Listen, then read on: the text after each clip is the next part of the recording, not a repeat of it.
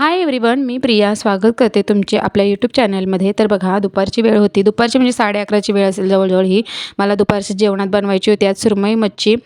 तर बघा, पहिल्यांदा 2 भाग करून घेतले, कारण एका पातेल्यात करी बनवायची होती सुरमईची आणि एक सुरमई फ्राय बनवायची होती। तर त्यासाठी आपल्याला जेवढे लागणारे मसाले तुम्हाला दिसलेच असतील तर तेवढे घेऊन मी पूर्ण मिक्स करून घेतले आणि एका साईडच्या मच्छीमध्ये मिक्स करून ठेवले ते 15 ते 20 मिनिटं लिंबू वगैरे पिळून, जेणेकरून ते चांगले मसाले त्या मच्छीमध्ये मुरतील।